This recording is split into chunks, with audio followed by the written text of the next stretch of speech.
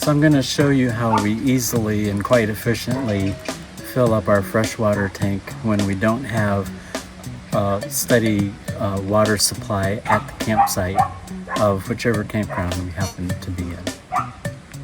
So when we're not at a campground that has the water and the sewer hookup, we have to do both of those things ourselves.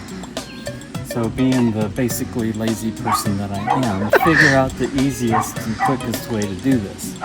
I've gone through 2 or 3 methods and I've sort of arrived at this as what I'm happy with. So first of all, we've got an aluminum bench that can hold a collapsible but a hard-rimmed and hard-bottomed bucket.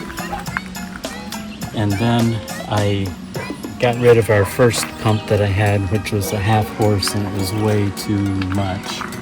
And I got a 3rd horse submersible sump pump, which has never done anything except for pump this potable water. And it comes with a plug that already has a factory supplied inline switch. So that would be on, this is off. And then I have a little hose that I can curl up and just leave dangling there for whatever input of water we have. So whether it would be at home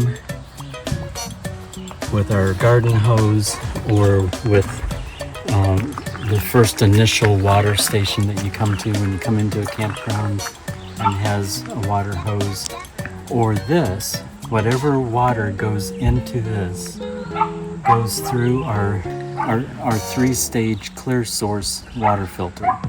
So it goes to the back, comes through the water filter towards the front, comes out, and then goes into our camper's Nautilus system as the same as a city water connection. And then I have to turn all of our knobs in order to take water like a city inlet to the tank so that I can fill the tank. Now when I'm all done, I'll change the knobs again to take water out of the tank via the pump.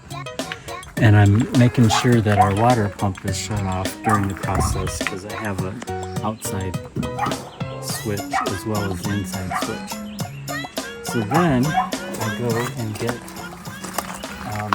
2 7-gallon jugs of water at a time using my little wagon. And I didn't have to use it this time, but I have a cut off piece of hose that I can use that doesn't have anything on the end, so that I can fill this up, and I can just always remember this is just for this purpose, nothing else. So anyhow, I'm almost done with my second jug.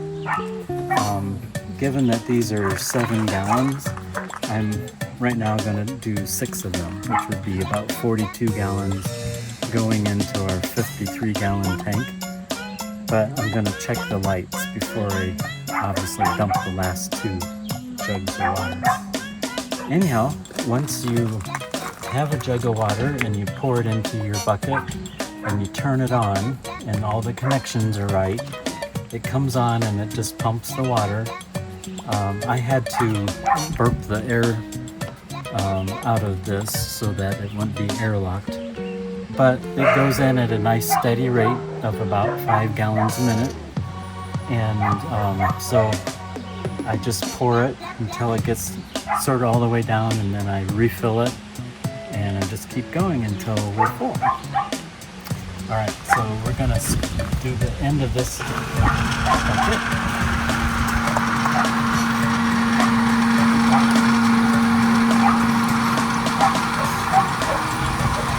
One of the reasons I have gone to this method rather than just stick a hose in here and use our water pump as a siphon pump, even though it's set up to do that, is that it's a lot of wear and tear on our regular pump and those little rubber diaphragms.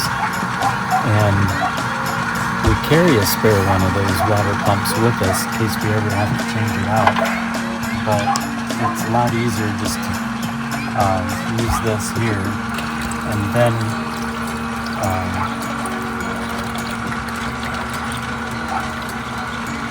that's it for that. So before this runs dry, I'm gonna just turn it off and button up both of these and go back for another load. And in today's case, I don't have to go that far, so it makes it very convenient actually. Just to go get water, walk, don't use the truck, just fill it up, bring it back, well within the weight limits of the trailer. That's how we do it.